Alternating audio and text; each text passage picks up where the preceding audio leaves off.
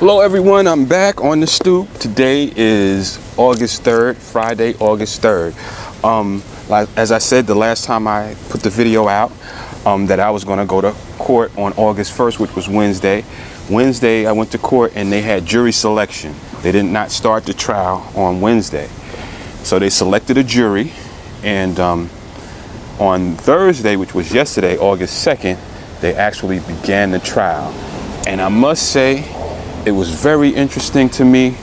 I was sitting on the edge of my seat, even though I've sat through the first trial and I thought I was going to be bored at least for the first few days of the second trial. I wasn't. And it was very interesting and exciting to see some of the developments that they got to on Thursday. But before I get into that, I'm going to plug my book, Correction Officer's Guide to Understanding Inmates, the 44 Keys to Power, Control, and Respect. It's available on Amazon for $12.95 in paperback form. And as an ebook, or if you want to put it on your iPhone or your Android phone or anything like that, or Kindle, it's $9.95. All right. Now, one other thing about the book: when you embark on a mission to write a book, I did a lot of research on publishing, and one of the things that is required for you to do if you want your book to be a legitimate book, that you need to have peer reviews. All right, that means that you have to have people in the industry look at your book and review it. And that's what I did when I decided to write this book. After I finished it, or while I was in the process of finishing it, I sent manuscripts out to people that are in correction to evaluate the book. And I have some of those evaluations or reviews on the back of the book, and I just wanted to read one. Every time I come out on the stoop, I'm going to, mention some things about the book. But today I'm going to talk about the review, one of the reviews that's on the book. And the review that I'm going to talk about is the review from Dr. Elias Husamudeen, who is an assistant professor of criminal justice at the Nassau Community College. Some of you might recognize the name. He was also a warden in the Department of Correction in New York City. He was gracious enough to critique the book, and I'm going to read what he had to say. He says, "This book should be required reading in every correctional academy. The advice is priceless. It will save the jobs and mental health of many recruit officers. While experience cannot be taught, it can save many from the pitfalls of the job." Dr. Elias Husamudeen. Now, that's the goal of this book, to save people from the pitfalls of the job. Okay? So, if you want to support the broadcast, feel free to purchase the book. It's well worth it. Also, as I showed last time around, I have the jail keychains that are replicas of the jail keys that we use in the facilities. Here's the key. I have my keys on it. This is the keychain. This is the blank one here. All right. And these are the ones with the engraving. I have one that says care, custody, and control, which is the motto of corrections. And then on the other side it says fair, firm, and consistent. Hopefully you can see that. And then I have another one that says just guts, no guns on one side, and we face what you fear on the other. Okay, the ones with the engraving go for $12.95 on Amazon, and I'll provide the link for all of this stuff. And the one that's blank goes for $10.99. All right, so let's get into the case, right? Okay. Both sides, the prosecution and the defense, made their opening statements. Pretty much the opening statements from the prosecution was what I talked about on my last video. Seabrook is being accused, Norman Seabrook, the head of the union, is being accused of conspiracy and conspiracy and fraud. He accepted a bribe. They're saying he accepted a bribe to invest $20 million of the union's annuity fund money in a hedge fund. The hedge fund's name is Platinum Partners. All right, they said that in December, Norman went on a trip to the Dominican Republic with this guy named Jonah Resnick. And during this trip, Jonah flew him on a private jet to the Dominican Republic. And when they got there, they were hanging out, they had dinner, they had a few drinks, and they were talking, and they got on the subject of Seabrook's upbringing, and Seabrook made the comment that he had a rough upbringing and that people around him were becoming rich and he wasn't. He felt that the work that he was doing in correction generated a lot of funds for other people. He commented that the financial advisor that advises them, or some financial advisors that advise them on how to invest their money, was making money on the side because of the investments that they were making for the COBA, and he was kind of upset that he wasn't getting paid. This person, Jonah Resnick, seized the opportunity to present a proposition to Seabrook and told him, hey, you know what, there may be an opportunity for you to get paid. When we get back, I'll talk to some people and I'll get back to you and see what I can do.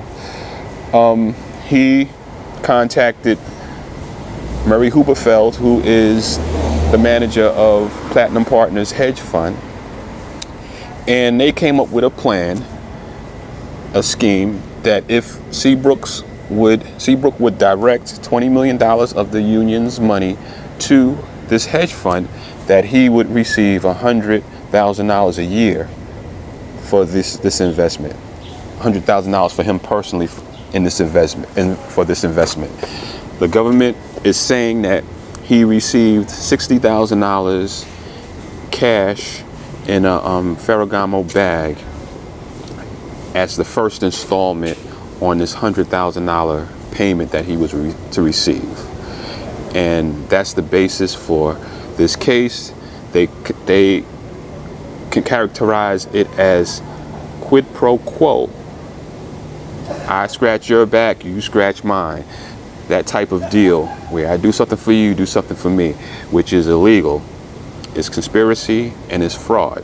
So that's what they charged them with, and they spoke about that. The defense, they had their time to rebut what the opening statement of the prosecutor was, and they said that basically this case is going to boil you down to one witness, Jonah Resnick. They said Jonah is supposed to be this corroborating witness, this person that's supposed to explain all of this, and Jonah Resnick himself is a criminal. He's a con man. They said that the government was investigating a Ponzi scheme, and they had got wind that Jonah knew something about it, and so they went to Jonah and asked him, do you know anything about this Ponzi scheme that's going on? He denied knowing anything about it. Afterwards, further down in the investigation, they realized that he did know a lot about it and he was involved in it. So they came back to him and told him, hey man, you're all in this thing. And at that point, Jonah, being caught, became a witness for the government. He knew he was caught, so he offered up Norman Seabrook in order to get himself a good deal, and that this person, has nothing on Norman, and that there's nothing there, and this cooperating witness is not credible. So that's their defense, and that's what they laid out in the opening statements. After that, we went to recess, and then we came back, and they put Elias Husamudeen on the stand. Elias, as most of you know, is now the president of the Correction Officers Benevolent Association. He was the first vice president when Norman Seabrook was the president, before he was arrested and removed from the union. They questioned Elias extensively. They questioned him about his relationship with Norman. They questioned him about how he met Norman, how they came together to run for office back in the 1990s, and how they determined who was going to be the law firm for the correction officers. They went pretty much through the history of the COBA from the Norman Seabrook years up until, the actual transaction, the $20 million track sale. So most of us that are listening know the history of the COBA. If you don't know the history of the COBA, yesterday would have been a nice day for you to be in court, because they went through it step by step.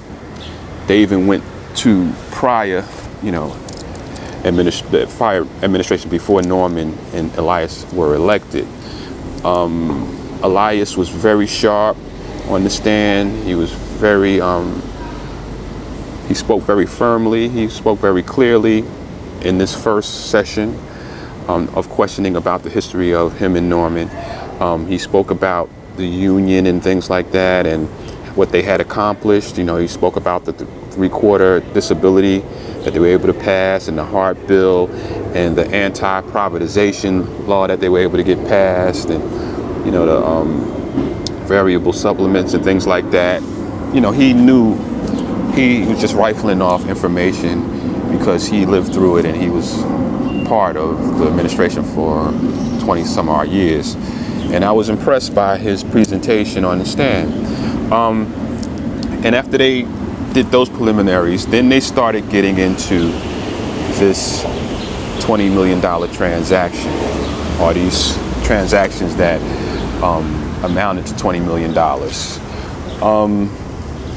They talked about this trip to Dominican Republic that Jonah Resnick took Seabrook on. And they said that happened, I think, in December of 2013. All right. In January of 2014, they had a meeting of the annuity fund trustees, the board members that were on the annuity fund. Now, let me just back up. The annuity fund is money that the municipal unions get from the city to invest for their membership, for the members. So in the case of the New York City Correction Department, the city gives the COBA funds to invest for their members. It's sort of like a retirement fund, an additional retirement fund. And there's certain strings that come attached with that. They have to invest the money, very prudently. They have to be very mindful of the fact that it's not their personal money, that the money belongs to correction officers, and they have to be careful on how they invest it. Don't do anything too risky and things like that. Okay? Now, Elias said that during this meeting in January, and he said that it was not unusual for them to have meetings of the executive board members that were part of the annuity fund. It was 4 members of this annuity fund trustee board. Norman was the chairman. Then you had Elias, and then you have Mikey Maiello, who is the treasurer, and then you had a woman. Her name is Sheila Warner, I think. I'm not sure, but I know her last name is Warner, and I think she's the financial secretary. Don't quote me on all of this, but I know there's 4 members that are part of the executive board that are also part of the trustee board for the annuity fund. All right, they had this meeting, and Elias said that they periodically had these meetings, probably every quarter, to assess the annuity fund and I guess to make any changes that needed to be made. He said at this meeting, unbeknownst to him, they had a presentation from Platinum Partners.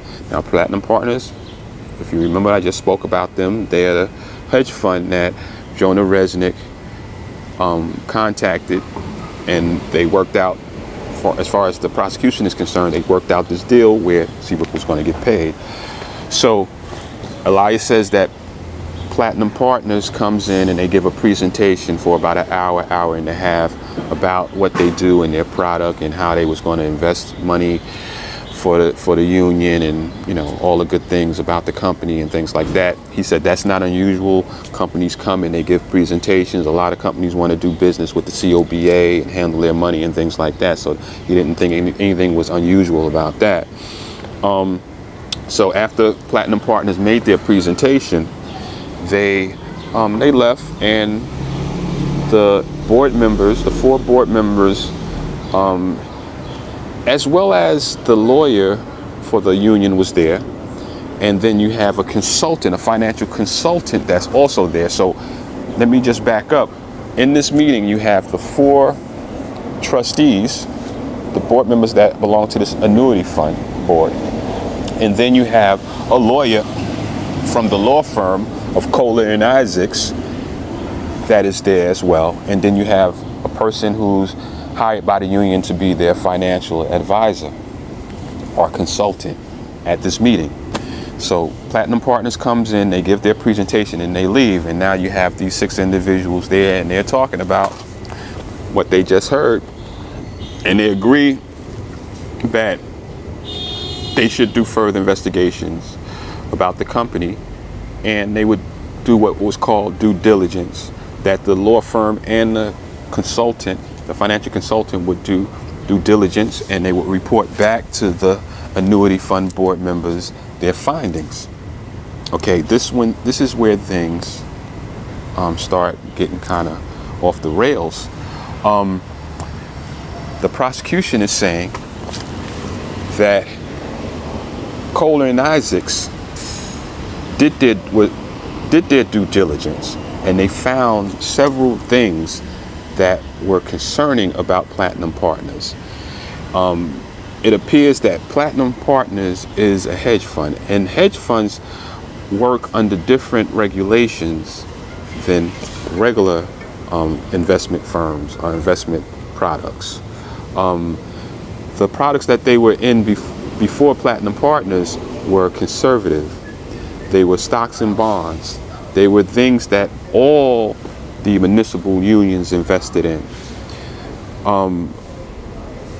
Kohler and Isaacs made it clear to Norman through correspondence, through letters, that were addressed to Norman, but they were also addressed to the annuity fund board. And the prosecution is saying that Norman never showed these letters of concern to the other members of the annuity fund board. And Elias is saying that he never saw the letters of concern that the law firm was generating and sending to Seabrook. And they showed the letters, and the letters were saying that there are no other municipal unions that invest in hedge funds. They're risky. There are different regulations that apply to hedge funds. The hedge fund, Platinum Partners, they're not going to serve as a fiduciary for this money, which means that they're not going to take personal responsibility for this money. And the other firms that the union was working with, they had a person, from what I understand, that acted as the fiduciary that was in control of the money that the union invested, and they took, personal liability and responsibility for the funds. Hedge funds don't work that way. They don't take liability for the money that they invest. Matter of fact, they tell you that straight up in the beginning, that we are not going to be the fiduciary for this money. They also tell you that there's a risk of you losing everything, the principal, and you just losing everything. And you have to acknowledge that you understand and that you can bear to lose your total investment. This is now very unusual. So the law firm is pointing these things out. They're saying that this investment is very different than what municipal unions are supposed to invest in. And the agreement between the city and the unions is clear in the fact that they are requiring, hi, how you doing? That they are requiring that you be very careful with the money that you invest. You don't do it haphazardly, and you don't, put the money at risk. They also said that mutual funds, not mutual funds, but hedge funds are primarily for private investors. So if you have some personal money that you want to invest, by all means, a hedge fund might be right for you. But if you're investing someone else's money, hedge funds may not be the way that you want to go, because you can lose everything. And they pointed that out to Norman. They pointed out that there's certain shielding of liability for the administrators of a hedge fund that don't exist in regular funds. That also, if something goes wrong, like there's some type of mismanagement or there's some sort of fraud, it's very difficult to collect from a hedge fund in those types of instances. So there's a whole lot of things here that are very risky about this type of investment, and they make that perfectly clear in the letter that they sent to Norman. And also, the prosecution produced an email chain that was between the law firm Kohler and Isaacs and Platinum Partners, where Kohler and Isaacs, the law firm, is talking to Platinum Partners, and they're telling them that, we are requesting certain things. We are requesting that you act as a fiduciary for this money that we may potentially give you. And Platinum Partners is saying straight up, we don't do that. We don't take that type of responsibility. And they also said that in this hedge fund, they were saying that when you invest your money, if you want your money back, we can pay you in kind, or in cash, or in kind. Meaning that if you give us cash, we can give you back cash, or we can give you something that's equivalent to cash, like shares in a company or shares in an oil well or something like that. And the law firm was making it clear to Seabrook that, this is not good. If we invest cash in, we need to be able to get cash out. Even more so that we're investing the correction officers' money, and when they retire, they need to be able to access that money right away. We can't wait until all this shakes out and oil wells are sold or whatever. We need to be able to get paid in cash. And Platinum Partners is pretty much saying, hey, it is what it is, take it or leave it. And this is all in these emails, and these emails are CC'd to Norman Seabrook. So he's one of the people that, from the government's point of view, sees these communications where the lawyer's asking for certain concessions, and Platinum Partners is denying them. So Seabrook, from Elias's testimony, Seabrook never told them about these red flags that existed with Platinum Partners. All right, this was January when they had this first meeting, January of 2014. In February of 2014, a resolution was drawn up, and this resolution was to move $10 million from one of the other companies that was investing money for the union. I think it was this company called Right Securities or something of that nature. They were going to take money out of that fund, that account, or take control of $10 million from them and give it to Platinum Partners.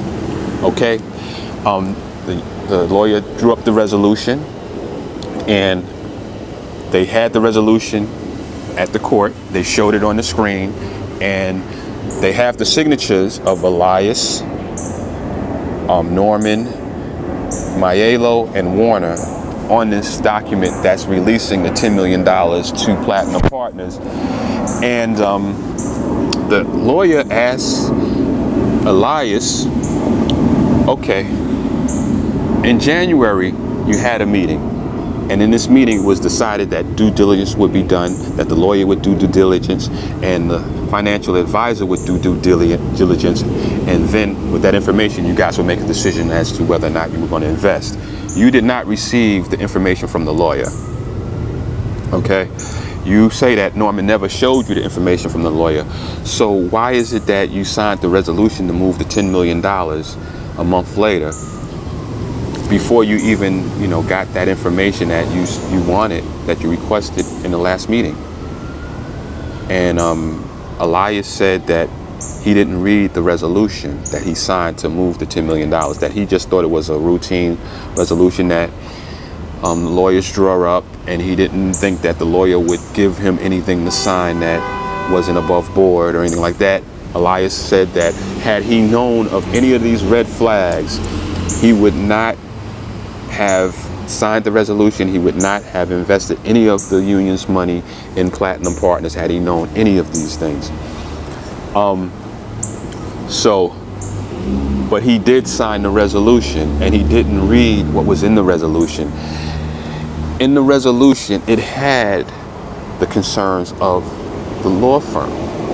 In the resolution, it was saying that there's things here in this dealing with this hedge fund that is untraditional, that there's risk involved. This is very serious, and you should really be careful on doing business with a hedge fund or this hedge fund. This is in this resolution, and now I'm just going to do a little commentary, because I'm sitting here and I'm watching this, and I'm saying to myself, okay, you wanted to move $10 million to Platinum Partners, or you wanted to do an investigation on the company. You did not get the information that you requested, but yet and still you signed a resolution to move $10 million, and you didn't even read the resolution that you signed to move the money. And the red flags were in the resolution. Had you just read the resolution, it would have just maybe caused you to make further inquiries about what was happening. So that was my concern. I was like, why didn't you just read the resolution? And that probably would have triggered you to look deeper. But he says he didn't. They have the signature of him, Norman, and the other two on this resolution to move this money.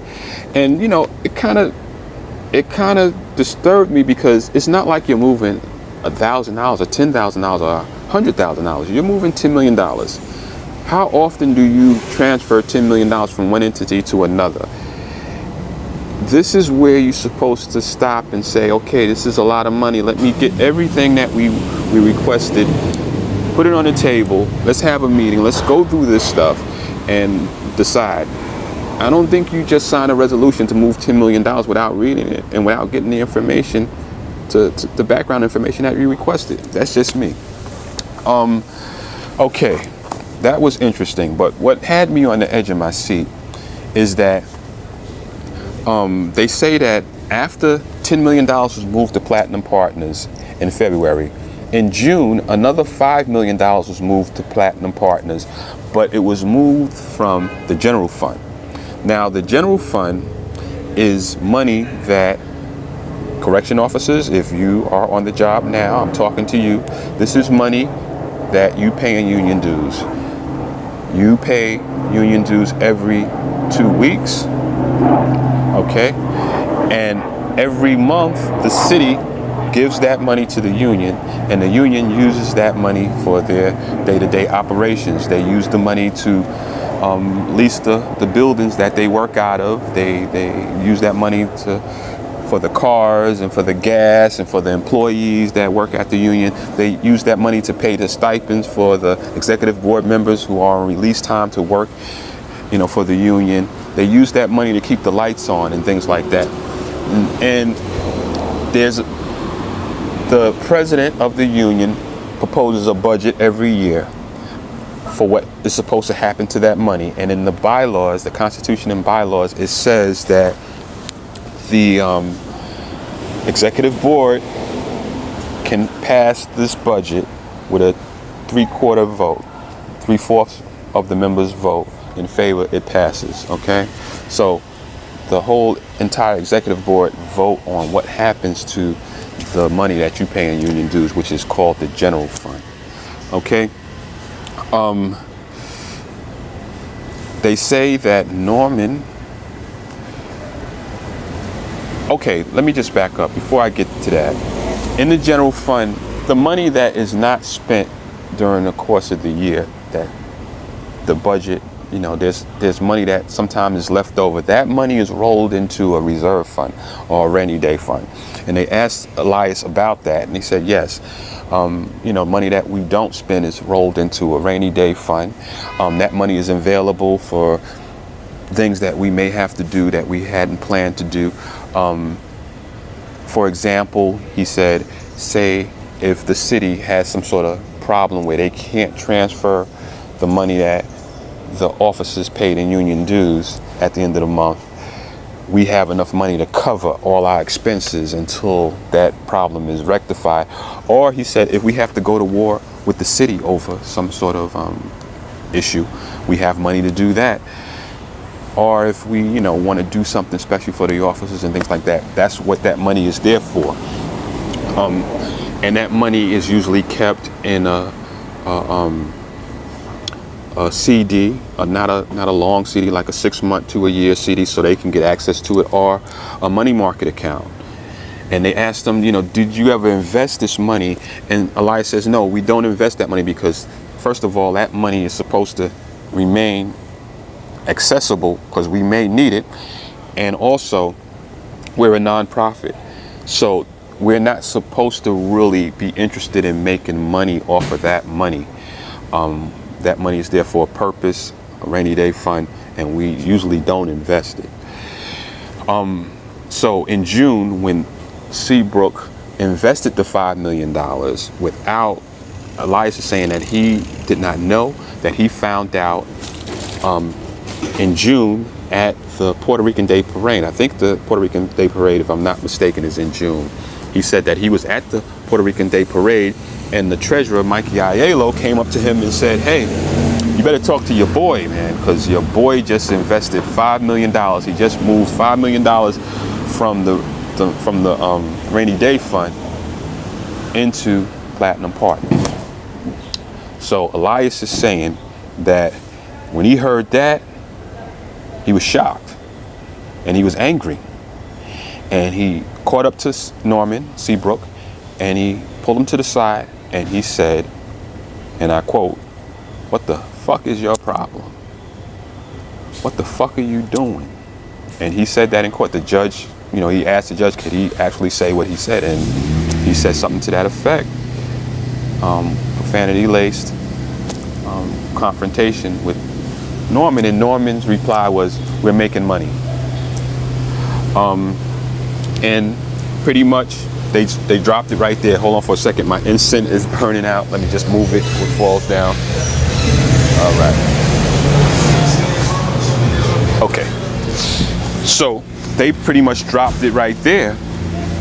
And, there was really not any more discussion about the $5 million until they had another meeting with the executive board members.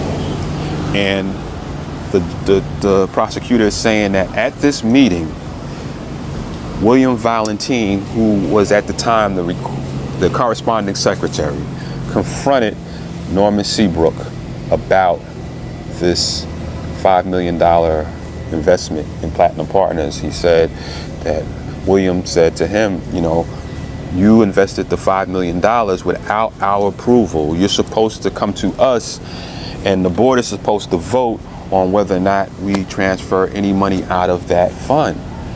And Seabrook replied that that's under litigation right now, and we can't talk about it.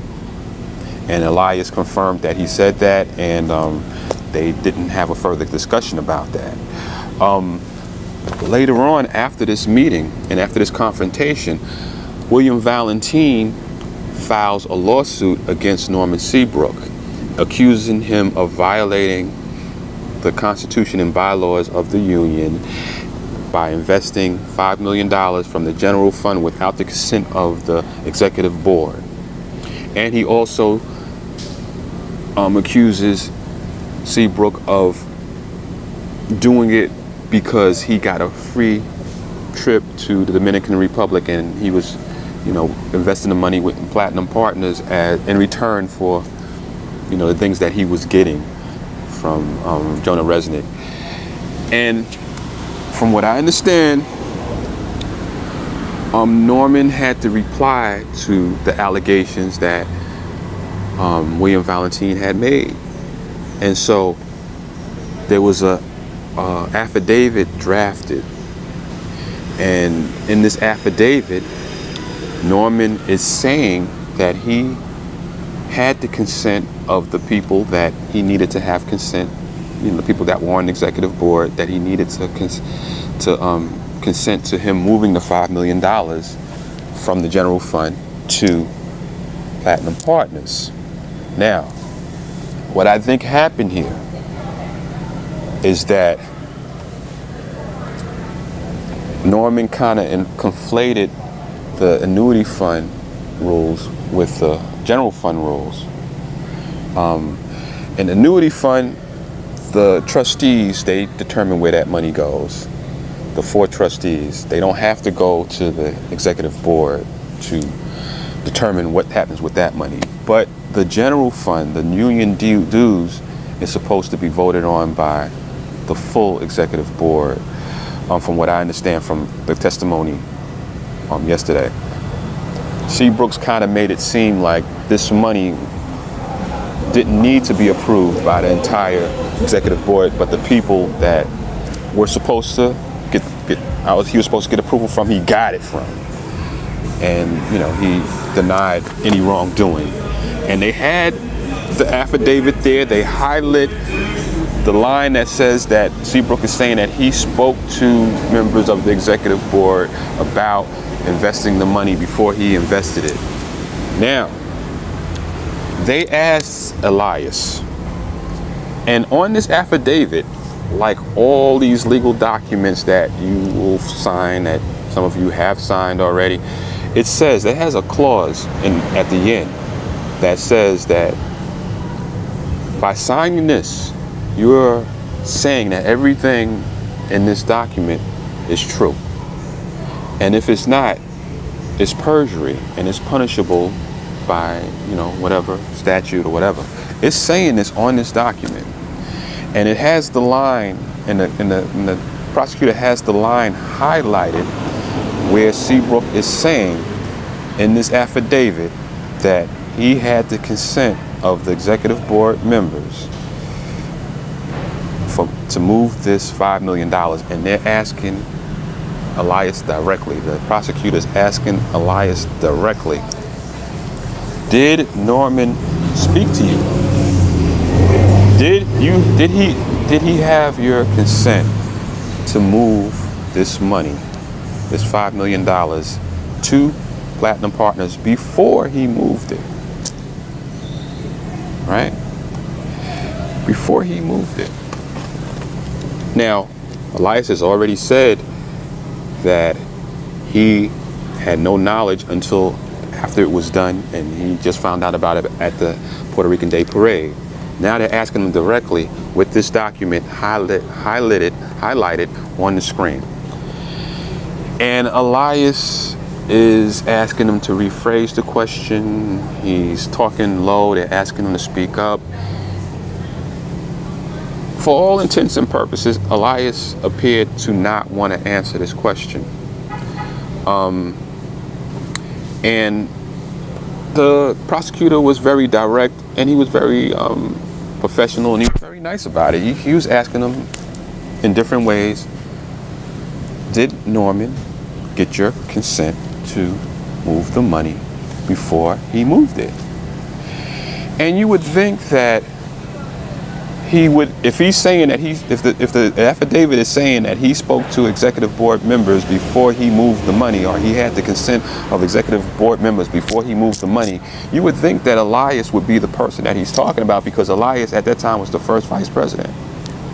So he would definitely need to get his consent, or he would be one of the people that he spoke to, in addition to maybe the financial advisor and the treasurer. But Elias will probably come before all of those. And Elias cannot answer this question. He's going back and forth. He's asking him to rephrase it. He's saying he doesn't understand. He's referring to a meeting that he had when Seabrook was talking about how they was going to finance the new executive board members that they were going to bring into the union and stuff like that. He's not directly answering the question. And this question is pivotal at this point. Just make sure I have enough. Okay, I think I have enough time to finish what I'm saying before the camera turns off because the battery is going down.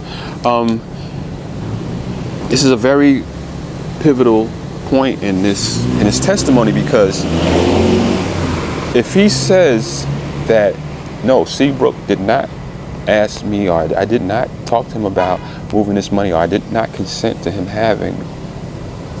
being able to move this money, it pretty much says that Norman has committed perjury on this affidavit. And the impact of that happening on the first day of the trial is immense. The jury is watching. They're sitting on the edge of their seats. They want to know, what's going on. And this is going to have an effect throughout the trial if on the first day they can say that this guy perjured himself on this affidavit. And he's not even being charged with perjury. He's being charged with other things. But I guess they can always include charges, later on. I don't know. But it just wasn't a good way to start. And Elias is sitting there and he's homining, and he's not being indirect, and he's not answering the question. And the lawyer is asking him again. And at that point, the judge stops the proceedings and he calls for a sidebar. Both teams of lawyers go to the front and they have a meeting in the front of the courtroom at the judge's desk for about 10 minutes, and they come back. Everybody goes back to their seat, and the judge says this. He says, listen, he says, it appears that Mr. Husamudeen is fatigued. The prosecutor is saying that he needs another 6 minutes, and then he'll be finished with his examination, his questioning. But I feel that Mr. Husamudeen is fatigued, he's tired, and I'm going to adjourn court for today until Monday. We're going to come back Monday and we're going to pick up from where we left off. So we're not going to proceed any further.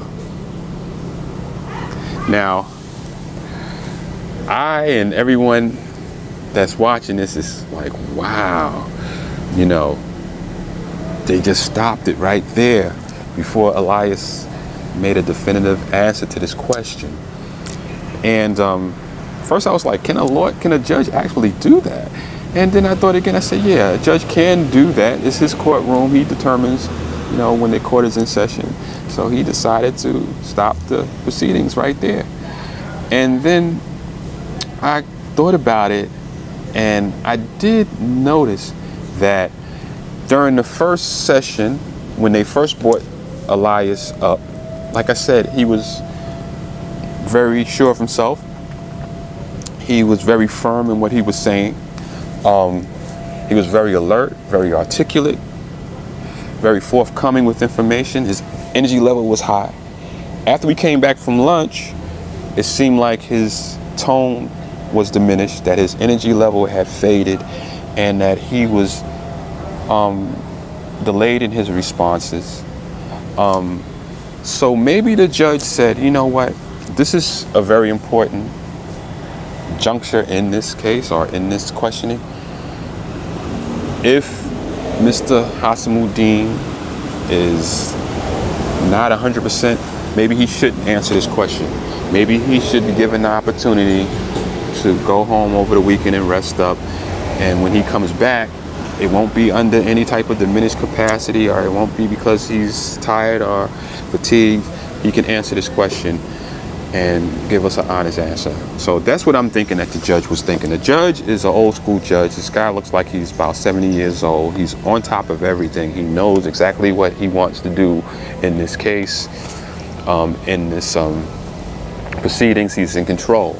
So I think that for whatever reason he stopped the case right there before Elias made a definitive answer, which we all probably know what the truth is that Norman didn't speak to him.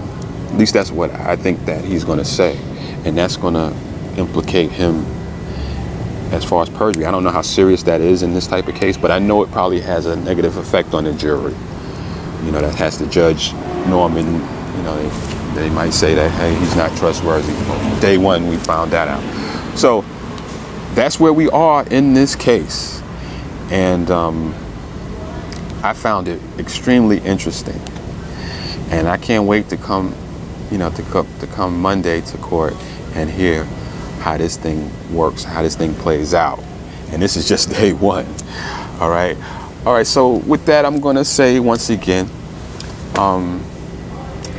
on Monday, I will come back out on the stoop, or Tuesday, or whenever I got something that I want to tell you. If I come up with anything, or if I skipped anything and I want to come back out on the stoop before Monday, I'll come out and I'll do another video and bring you up to date with what I'm thinking. If you've listened to this video to the end, I want you to hit the like button to let me know that you watched it to the end. Okay? The last video, they said, in the last 24 hours, it's got over 1,000 views. So hopefully this one will get up there. Let's see how many likes that we can get on the video, and that'll let me know that you guys are interested, so I can continue to do this. If you want to purchase the book, of course, please do, and support the broadcast, Correction Officer's Guide to Understanding Inmates. I'm going to provide the links below for Amazon, and you can go and read the reviews on the book and purchase it for yourself or somebody that you love. Or you can purchase the keys, the keychains as well. And they make good gifts, they make good souvenirs. Say if something happens in the jail and you get officers that got your back, well, it's good to say thank you, but it would be even nicer for you to give them a keychain. Just to remind them that you are thankful for what they've done. All right, so with that, I'm going to say, until next time, peace and stay safe.